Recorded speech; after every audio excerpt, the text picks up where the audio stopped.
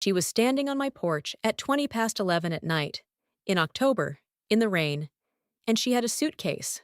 My daughter, 29 years old that autumn, her coat buttoned wrong, her car still running at the curb behind her, with the headlights on, because she had not planned far enough ahead to think about turning it off.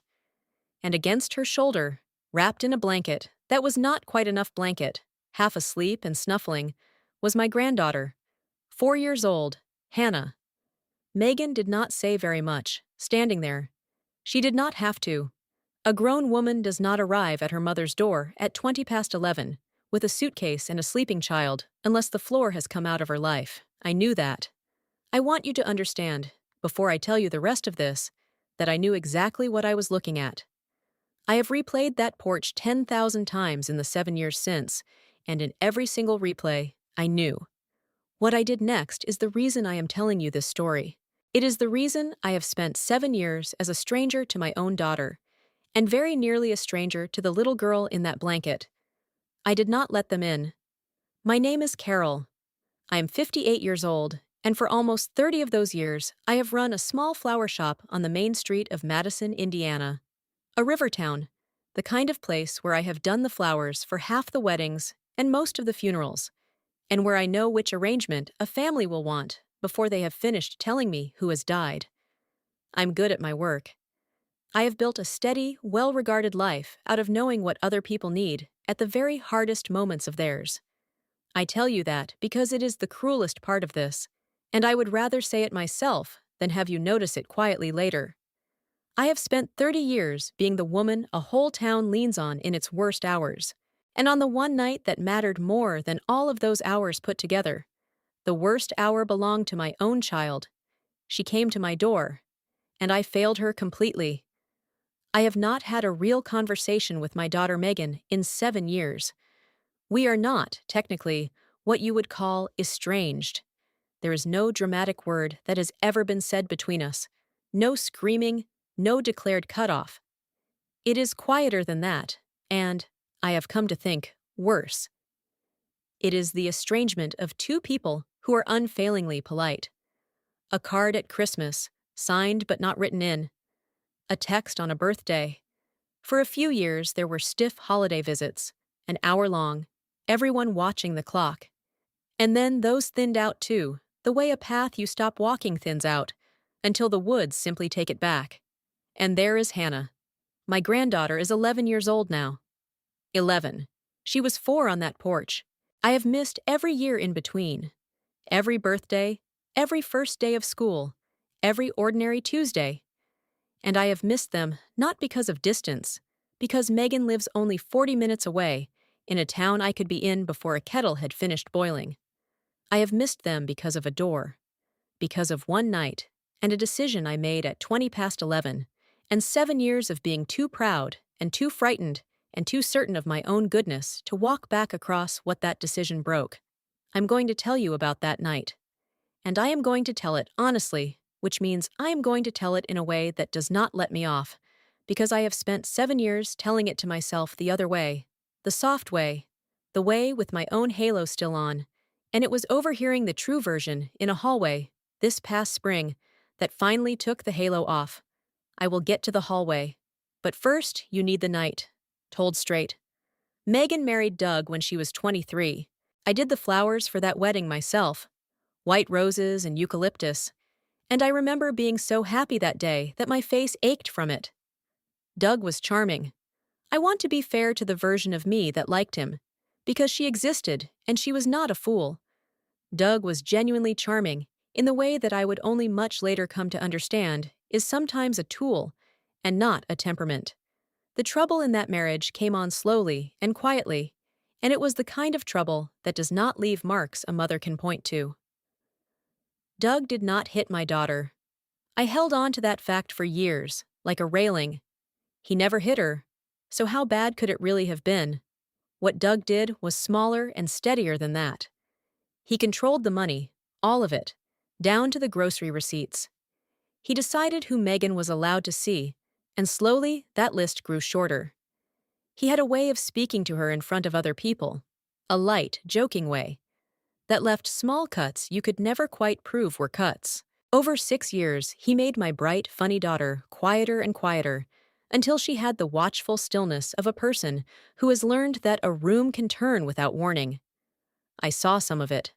I want to be honest about that too. I saw enough. And here is what I did with what I saw.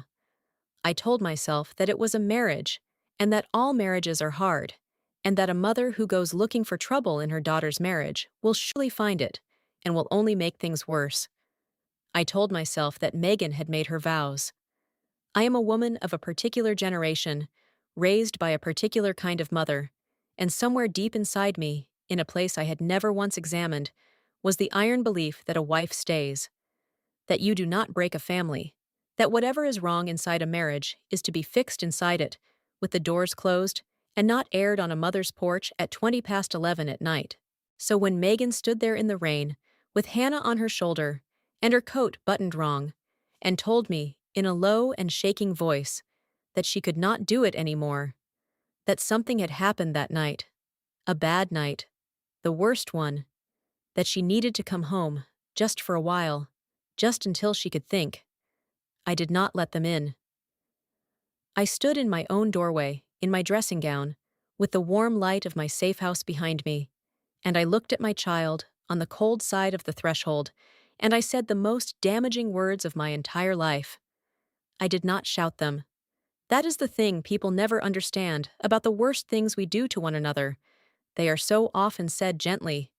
I said them gently. I said, Megan, you cannot run away from a marriage. I said, think about Hannah.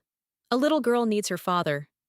I said, you are tired, and it is late, and everything looks worse at night. Go home and sleep, and talk to Doug in the morning when you are calm. I said, if you walk out now, you will never be able to undo it, and I am not going to help you do something you will regret. I told myself I was being her mother. I told myself that the loving thing, the wise thing, the strong thing, was to send her back to her own life and her own responsibilities, instead of letting her shatter them at 11 o'clock at night. I believed that. I want you to know that I genuinely believed it, because the alternative, that I was simply afraid of the word divorce, afraid of what the town would say, afraid of my own daughter's pain landing in my tidy front hall, that alternative was not a thing I was willing, that night, to look at. She stood there a moment longer. She did not argue. That was the worst of it. That she did not even argue. She just looked at me, and something in her face quietly closed, like a shop pulling down its shutter, and she said, all right, Mom. And she carried my granddaughter back down the wet steps, and she buckled her into the car that had been running that whole time, and she drove back into the night, back to Doug, because her own mother had told her there was nowhere else that she was allowed to go. Megan left Doug 11 months later. I need you to sit with that number with me for a moment, because I have had to. 11 months. She went back that rainy night, because I sent her, and she endured 11 more months inside that house before she found, entirely on her own, with no help and no porch light left on for her anywhere, the strength to leave for good. She did it through a lawyer, and a women's advocate, and a spare room at a friend's, none of which were me. By the time she got out, she had stopped calling me when things were hard. She had learned the lesson I taught her on the porch. The lesson was, my mother's door does not open. Do not knock on it again. When the divorce was final, I told myself it had all worked out, and that perhaps my tough love had even been part of it, that by refusing to make it easy, I had forced her to be sure.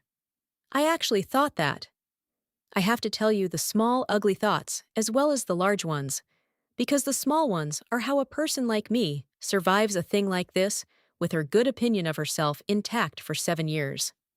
I rewrote that night, in my own memory, from a failure into a lesson. I made myself, quietly, the wise one in it, and Megan let me.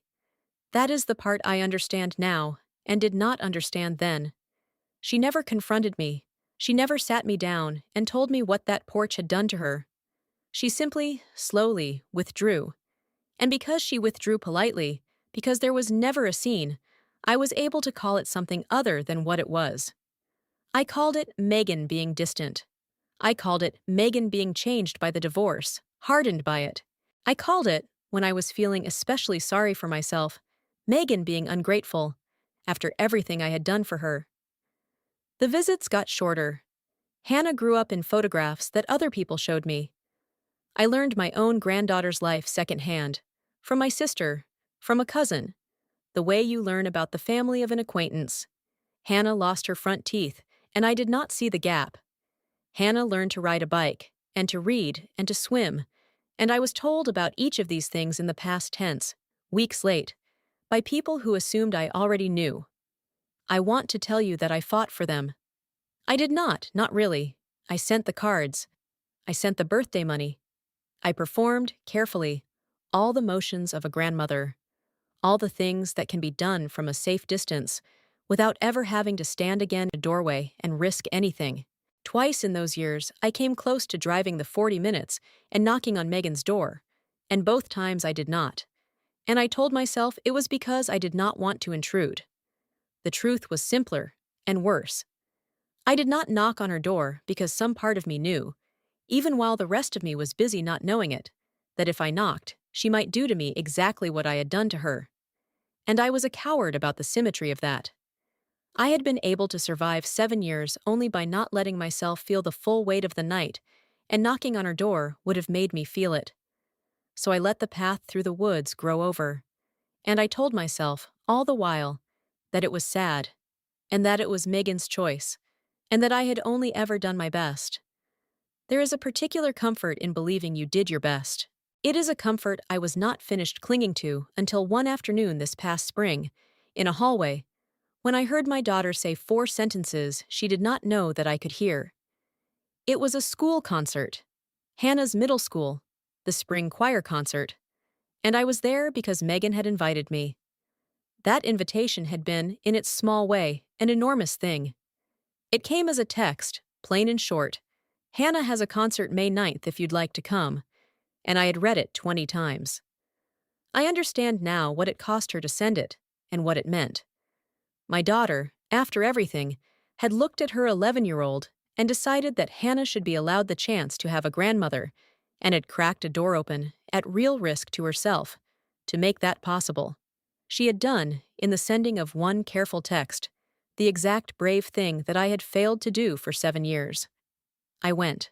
I sat near the back of a school gymnasium that smelled of floor polish and folding chairs, and I watched a row of 11-year-olds sing slightly out of tune, and I found Hannah in the second row, tall now, with Megan's chin, a stranger and not a stranger, and I cried in a way I had to disguise as a cough.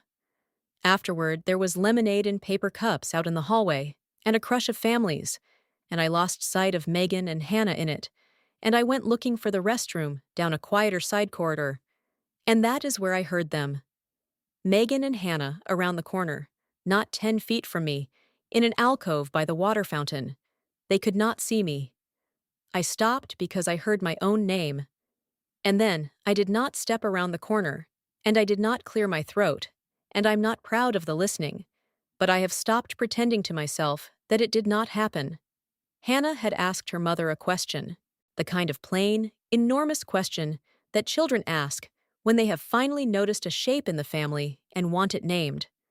She had asked why Grandma and Mommy weren't close, why Grandma didn't come to things, whether Grandma was angry at them, and I stood against that cinder block wall, 58 years old, and I listened to my daughter answer.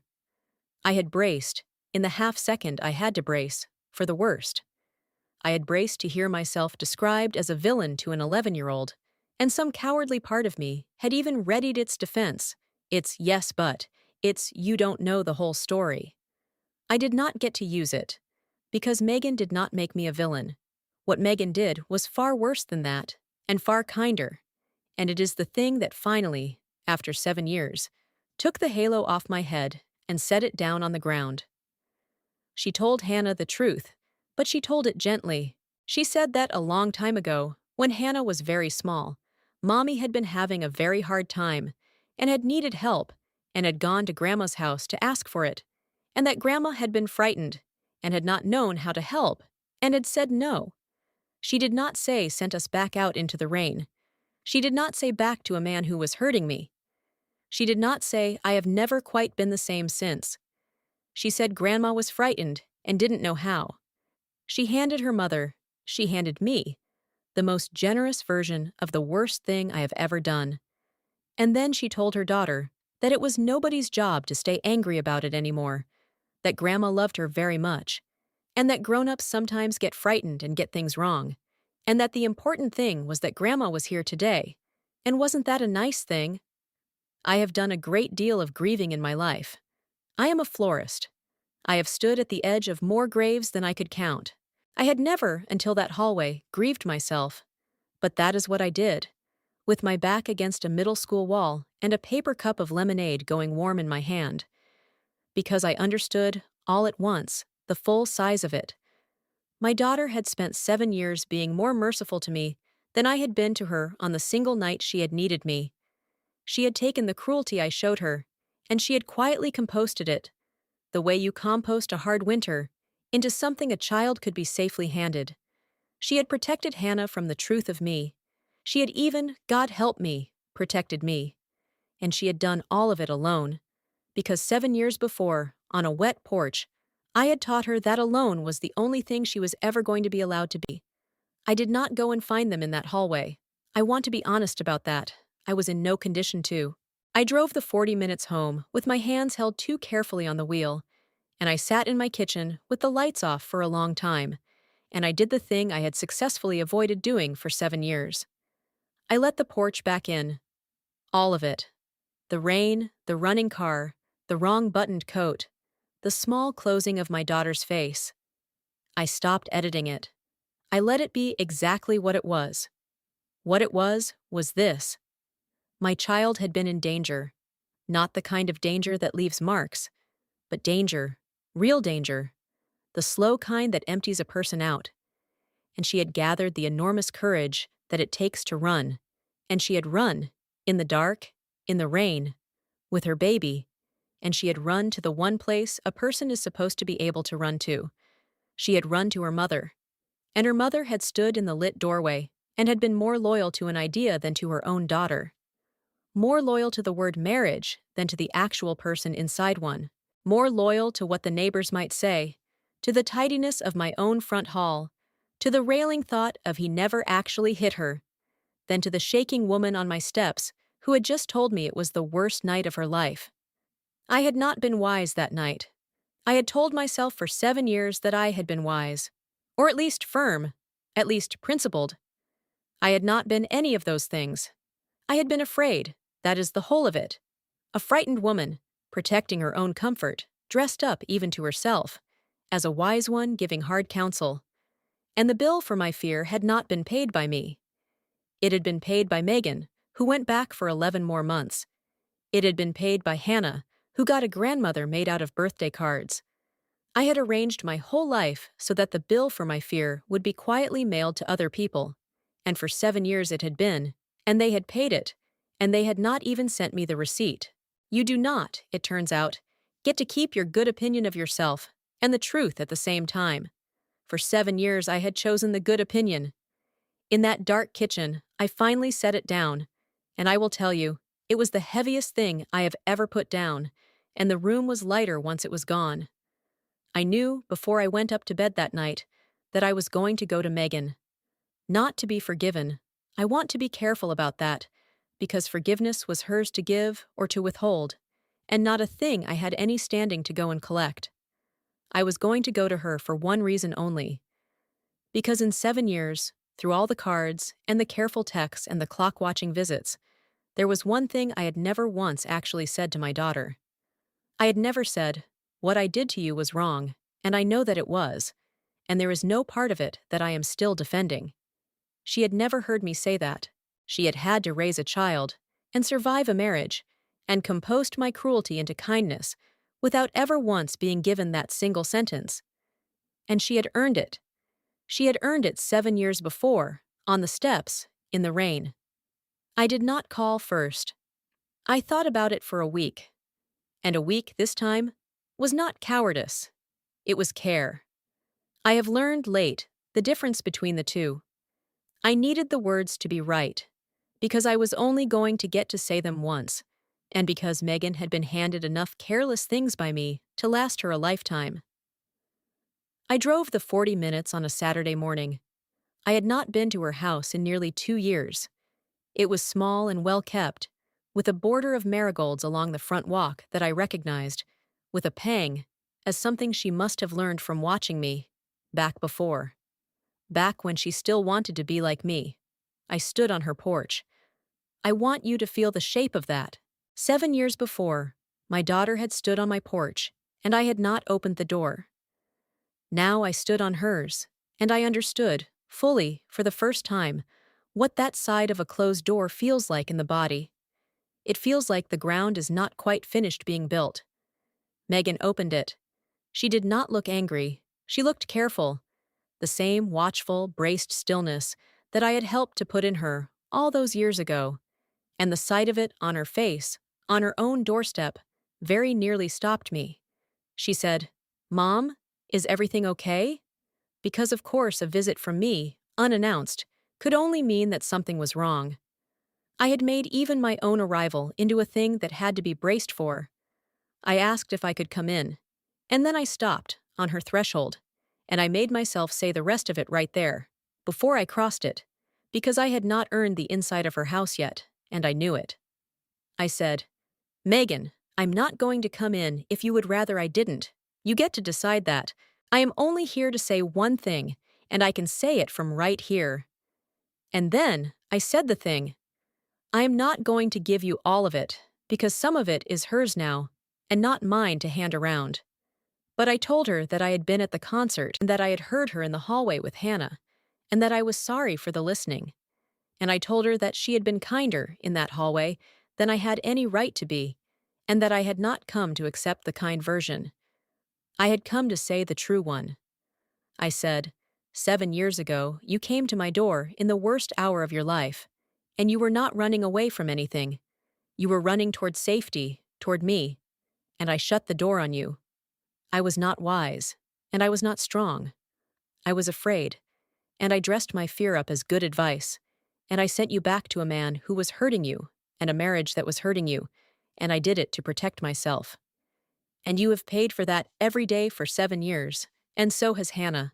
There is no part of that I am still defending. There is no but coming after it.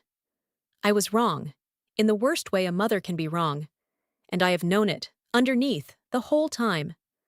My daughter stood in her own doorway and listened to all of it, and when I finished, she did not fall into my arms.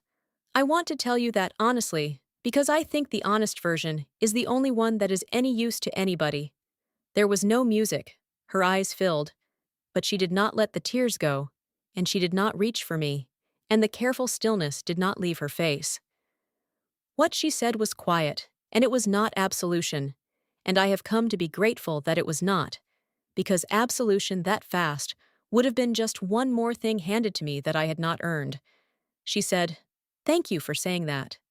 She said, "You have no idea how long I waited to hear you say that," and then finally stopped waiting. She said that for years she had needed exactly those words from me, and that when they never came, she had had to build her peace without them, around the hole where they should have been, the way a tree grows around a fence post.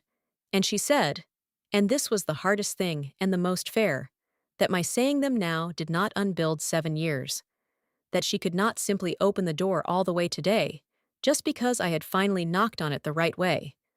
That trust, once you have taught a person not to have it in you, comes back the way that it leaves. Slowly, and only if you keep showing up, and never on the schedule of the one who broke it. But she did not close the door. That is the thing that I drove home holding, and the thing that I am holding still. She did not close it.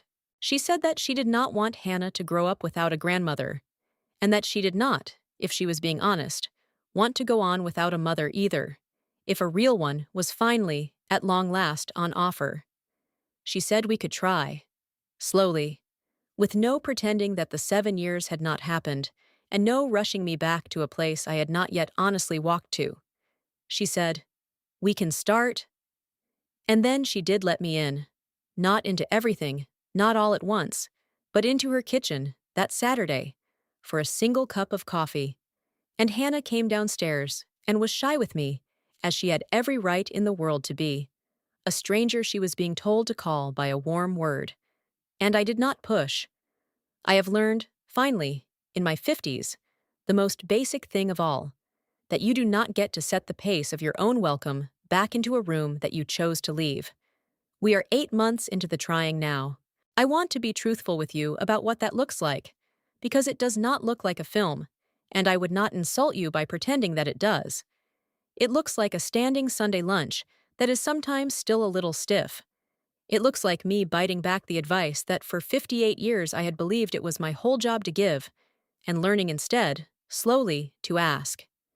It looks like Hannah deciding for herself, at her own speed, with no one telling her that she has to, that I might be safe. Last month, she showed me a drawing without being asked to show me anything. I have it on my refrigerator now. I cried over it privately, the way I have come to do most things. I think every day now about the door. For 7 years, I believed the worst thing in that story was a word: divorce. I had stood in my doorway that night, terrified of that word, of what it would do to my family's good name in a small town, of the mess of it landing in my front hall. I had believed, the same way that my mother had believed, that a family's first duty is to stay intact, to keep its shape, to not come apart anywhere that the neighbors can see. I had it exactly backwards, and it took me 58 years and a school hallway to learn it. A family is not a shape. It is not a thing you keep tidy and intact and unembarrassing. A family is a set of people, and its only real job, the whole of its job, is to be the place that those people can run to. The roof is not the point. The good name is not the point. The point is the open door. I had spent that rainy night guarding the wrong thing entirely. I guarded the shape of my family so carefully that I left one of its actual people standing out in the rain. Megan got herself to safety in the end. She did it without me, and she should never have had to, and I cannot give those 11 months back, or those 7 years, or the gap where Hannah's missing front teeth ought to be in my memory. That is mine to carry now, and I carry it. But I have learned, late, and at a great price, what a door is actually for. And the door is open now. It will not close again while I am alive to hold it. Anyone in my family who is ever out in the rain again will find it open, and find me standing in it, and hear the only words that ever should have met my daughter there. Come in, come in. You are safe now. Give me the child. You did the right thing by coming. If you have a door like that one, if there is someone you love who once came to you for shelter and did not get it, or someone who is still out there waiting to see whether your door opens, then this story was for you. One word in the comments, if it found you. Shelter. Just that. It tells me you understand exactly what I should have given my daughter, and did not, and what it is still not too late for most of you to give. Subscribe for new stories, real patterns, full narratives, the long game. 2 small pieces of wisdom from this one, before I go. The first: when someone you love comes to you in trouble, be very careful of the part of yourself that wants, in that moment, to give them advice. Advice is so often only our own fear, wearing its good clothes. The shaking person on your step did not climb out of their life and drive through the rain in order to be counseled. They came to be caught. There will be time for wisdom later, in the daylight, once they are warm and safe. In the moment itself, the only wise thing in the world is the open door. The second: if you have already failed someone in this way, if you are carrying a night like my night, then hear this part especially. The cards, and the careful texts, and the polite distance are not repair. They are insulation. They are how we keep ourselves from feeling the thing. Real repair has only ever been one act, and it is plain, and it is frightening, and it is free. You go to the person, and you say the true sentence, with no but on the end of it. It is almost always far later than it should have been. It is almost never too late. When someone you love is drowning, you do not hand them your opinion. You hand them your hand. I'll see you next time.